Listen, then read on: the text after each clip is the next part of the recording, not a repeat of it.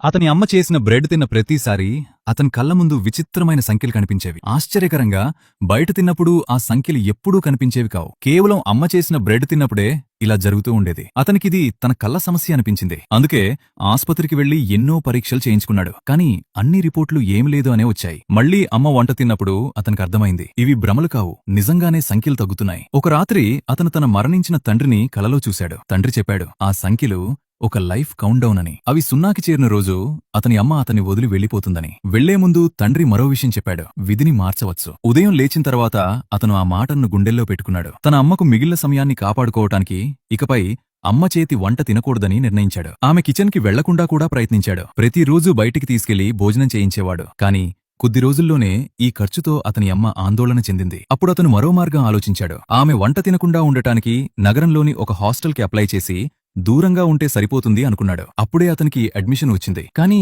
అతని అమ్మ ముఖంలో ఆనందం కంటే స్వల్పమైన బాధ కనిపించింది. లోపల అతనికి అమ్మతో ఉండాలనే కోరిక ఉన్నా అప్పటికే ఆ నంబర్ 138కి చేరింది. కాలం గడిచింది. 15 సంవత్సరాల తర్వాత విధి మరో మలుపు తీసుకుంది. అతనికి కడుపు క్యాన్సర్ వచ్చింది. డాక్టర్లు అతనికి కేవలం 3 నెలల సమయం మాత్రమే ఉందని చెప్పారు. ఇప్పుడు అతను ఎక్కడికి వెళ్లకుండా తన అమ్మతోనే ఉండాలని నిర్ణయించాడు. ప్రతిరోజూ ఆమెతో గడిపి ఆమె చేతి వంట తినేవాడు. రోజులు ప్రశాంతంగా గడుస్తున్నాయి. కానీ ఆ నంబర్స్ మాత్రం మెల్లగా తగ్గుతున్నాయి. ఒక రాత్రి అతను అమ్మ చేసిన చివరి భోజనం తిన్నాడు. ఎన్నాళ్లుగానో అతన్ని వెంటాడుతున్న ఆ సంఖ్యలు చివరకు 1 వద్ద ఆగిపోయాయి. ఆ తర్వాత అతను ఆపరేషన్కు అంగీకరించాడు. ఆపరేషన్ థియేటర్కి తీసుకెళ్తున్నప్పుడు అతనమ్మ అతని చేతిని ప్రేమతో పట్టుకుని భయపడొద్దని చెప్పింది. కాని అతను మనసులో ఒక భయం ఉంది. తాను నిజంగానే అమ్మను వదిలి వెళ్లిపోతానేమో అన్న ఆలోచన. అదృష్టవశాత్తు ఆపరేషన్ విజయవంతమైంది. అతను సురక్షితంగా మేల్కొన్నాడు. డాక్టర్లు దీన్ని ఒక అద్భుతం అని చెప్పారు. కొద్ది కాలంలోనే అతను కోలుకుని ఇంటికి తిరిగి వచ్చాడు. ఇంటికి చేరగానే మొదటిసారి తన అమ్మ కోసం చికెన్ సూప్ వండాడు. ఇది అతను అమ్మ కోసం చేసిన తొలి వంట.